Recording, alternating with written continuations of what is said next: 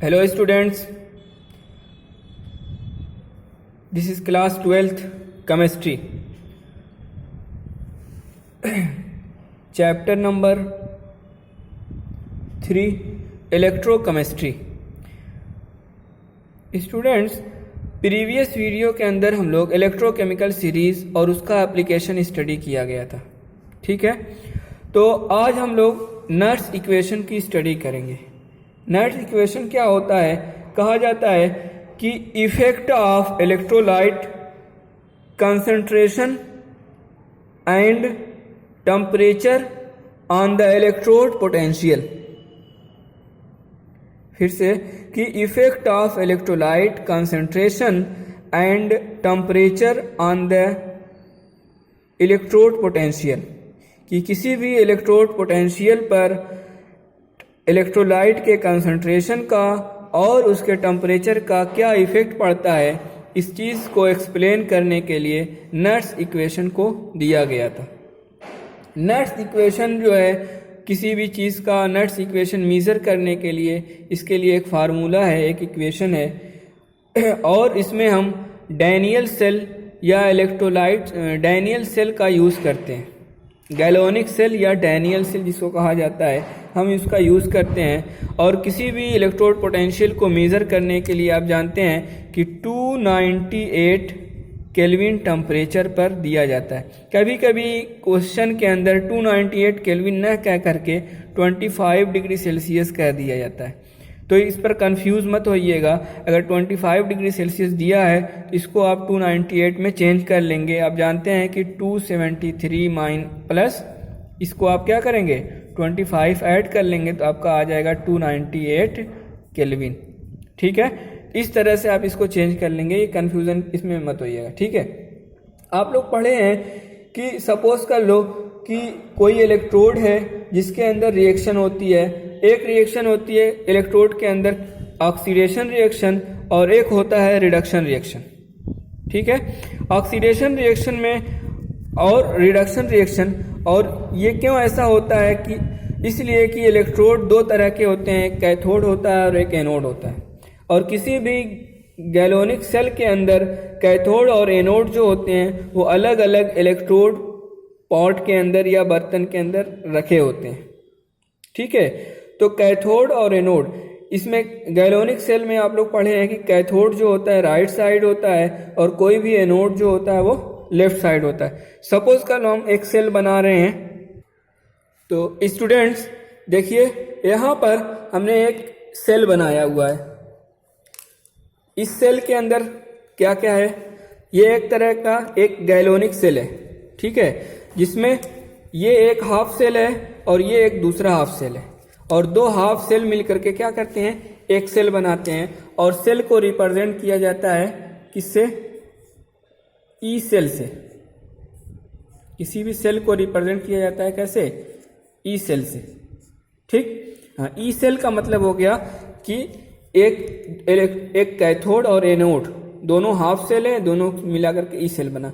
ये जो एनोड है यहाँ पर जिंक रॉड लगी हुई है ये, और जिंक रॉड को डिप किया गया है किसके अंदर, इसमें इलेक्ट्रोलाइट सॉल्यूशन है जिंक SO4, जिंक सल्फेट जिसको कहा जाता है, इसके अंदर ये इलेक्ट्रोलाइट भरा हुआ है. यहाँ पर आपको कॉपर रॉड रखी हुई है और इसमें जो सॉल्यूशन है इलेक्ट्रोलाइट सॉल्यूशन वो कौन सा है, कॉपर सल्फेट सॉल्यूशन. ठीक, जैसे ही ये आप जानते हैं कि गैलोनिक सेल जो होता है स्पॉन्टेनियस होता है, मतलब आप जैसे ही इसको सर्किट को पूरा करेंगे, आपस में जोड़ेंगे, इसमें करंट का फ्लो और इलेक्ट्रॉन का फ्लो स्टार्ट हो जाएगा. ये वोल्टामीटर है जहां से हम इलेक्ट्रोड पोटेंशियल को मेजर करते हैं.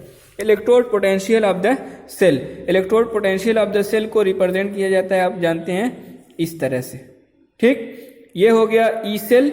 ई सेल मतलब होता है हाँ कैथोड और एनोड, और इलेक्ट्रोड पोटेंशियल का मतलब होता है potential of cathode and potential of anode. पीछे मैंने लिखा भी है, E cell is equal to होता है cathode minus anode minus cathode या कैथोड माइनस एनोड, पीछे आपने लिखा था. ठीक, अब यहाँ पर इलेक्ट्रॉन का फ्लो इस साइड से इधर होता है, मतलब इलेक्ट्रॉन का फ्लो एनोड से कैथोड की ओर होता है, और आप जानते हैं कि इलेक्ट्रॉन का फ्लो जिस साइड में होता है, करंट का फ्लो उसके अपोजिट साइड में होता है। तो इधर से करंट का फ्लो हो जाता है, मतलब कैथोड से एनोड की तरफ। तो इसमें रिएक्शन क्या होती है, ये देखिए कि इसमें जिंक रॉड जो है इलेक्ट्रॉन यहाँ से निकाल रहा है, तो यहाँ से 2 इलेक्ट्रॉन ये निकालता है, ठीक।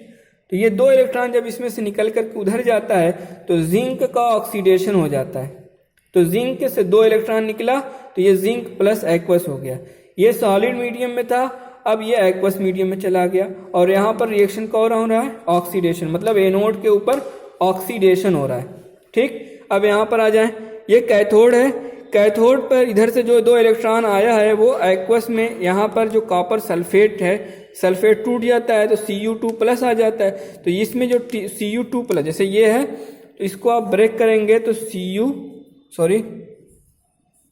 लग रहा है इनके कम है, Cu2 प्लस और SO4 2 माइनस, ठीक। इलेक्ट्रोलाइट सॉल्यूशन क्या हो गया, डिसोसिएट हो गया, टूट गया, ठीक है।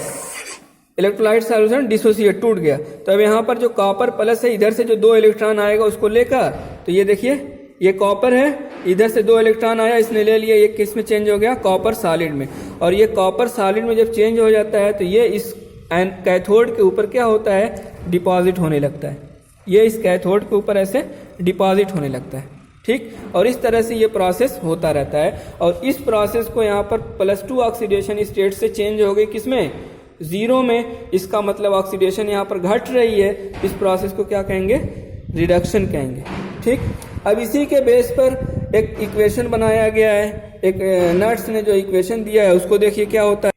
अब इस सेल के अंदर जो रिएक्शन हुआ है उसको हम एक साथ अगर लिखेंगे तो इस तरह से होगा ना कि जिंक का क्या हो रहा है, ऑक्सीडेशन हो रहा है। तो यहाँ पर जिंक 0 है, यहाँ पर +2 हो गई। तो जिंक कॉपर का क्या हो रहा था, रिडक्शन, तो यहाँ पर 2 प्लस से क्या हो गया, 0 हो गया। इसको सेल फॉर्म में रिएक्शन में लिखेंगे तो ये हो जाएगा, ठीक है। सॉलिड स्टेट में किसी भी चीज़ का कंसंट्रेशन किसी भी मेटल का हमेशा 1 होता है, ठीक। तो इसको मीज़र नहीं किया जाता है सेल के अंदर। कंसंट्रेशन जो मीज़र किया जाता है वो आयनिक फॉर्म में कंसंट्रेशन मीज़र किया जाता है। तो ये क्या है, प्रोडक्ट है इधर का, और इधर का क्या है, रिएक्टेंट है, ठीक है। इसको ध्यान दीजिएगा, इसी के बेस पर उन्होंने फार्मूला बनाया है। तो हम इस सेल का क्या करना है, हमको नट्स इक्वेशन मान लीजिए मीज़र करना है। तो मैंने कहा कि सेल बराबर होता है क्या चीज़, इसको क्या, ई सेल मतलब पूरा सेल हो गया, ई नॉट सेल क्या मतलब हो गया, इसका इलेक्ट्रोड पोटेंशियल। आप इलेक्ट्रोकेमिकल सीरीज के अंदर देख लीजिएगा कॉपर का और जिंक का इलेक्ट्रोड पोटेंशियल क्या दिया हुआ है, उसको वैल्यू को यहाँ पर रख सकते हैं। और उसके बाद क्या है फार्मूले में, -RT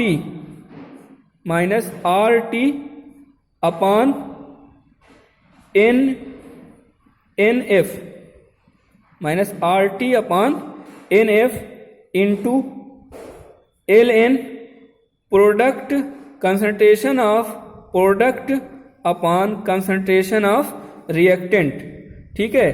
तो इसकी जगह आप लिख सकते हैं ना, प्रोडक्ट की जगह कौन है, जिंक है, तो concentration of zinc ion upon क्या हो जाएगा, रिएक्टेंट लिखना है तो लिखेंगे कंसंट्रेशन ऑफ कॉपर आयन, ठीक। तो चाहे आप ये लिखें या इस तरह से लिखें, अगर न्यूमेरिकल क्वेश्चन रहेगा तो आपको ये लिखना पड़ेगा। तो ये फार्मूला है। तो फार्मूला क्या हो गया, ये है नट्स इक्वेशन का फार्मूला कि E cell is equal to E naught cell minus RT upon NF LN, product upon reactant. और जो एग्जाम्पल मैंने लिया था यहाँ पर उसको मैंने यूज कर लिया है, तो ये क्या हो गया, जिंक अपॉन 2 प्लस, ठीक है। तो यहाँ पर R की वैल्यू क्या होती है, R इज इक्वल टू आप जानते हैं होता है 8 पॉइंट, R की वैल्यू क्या होती है 8.314 शायद, हाँ 8.314 ये R की वैल्यू होती है, ठीक है। तो ये देखिए, तो इसकी साथ सबकी वैल्यू हम यहाँ पर लिख दिए, मार्कर एक्चुअली चल नहीं रहा है, मैं सोच रहा हूँ यहीं पर अभी क्या जाऊँ। तो यहाँ पर देखिए R बराबर क्या होता है, 8.314, T बराबर होता है आपने लिया है 298 केल्विन, N क्या है यहाँ पर ट्रांसफर ऑफ इलेक्ट्रॉन है, और F क्या है फैराडे है जिसकी वैल्यू होती है 96500। और इन सब वैल्यू को आप रख करके कैलकुलेट करेंगे तो यहाँ पर आ जाता है ई सेल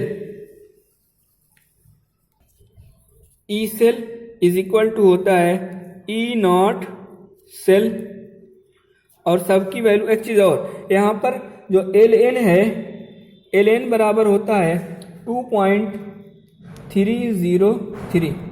एल एन की जगह जब लॉग लेंगे ना तो यहाँ पर लिखेंगे 2.303, ठीक है। तो ये एल एन दिया हुआ है, एल एन की जगह हम लॉग रख रहे हैं तो इनटू हो जाएगा 2.30, ये वैल्यू रख देंगे इसकी जगह, एल एन की जगह 2.303 लॉग प्रोडक्ट अपॉन रिएक्टेंट। तो इन सारी ये वैल्यू सब रखने के बाद इससे क्या, इसको भी उसमें रखने पर जब हम ये निकालते हैं तो हो जाता है -0.0591 अपॉन n।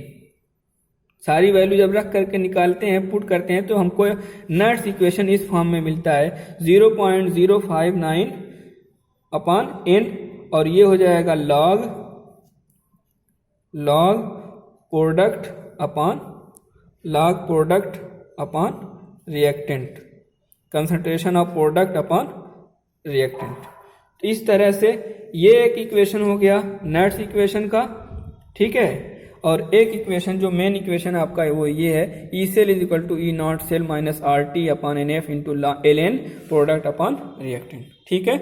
इस तरह से आपको किसी भी इलेक्ट्रोड का पोटेंशियल निकालना होगा तो आप आसानी से निकाल सकते हैं। Okay, thank you.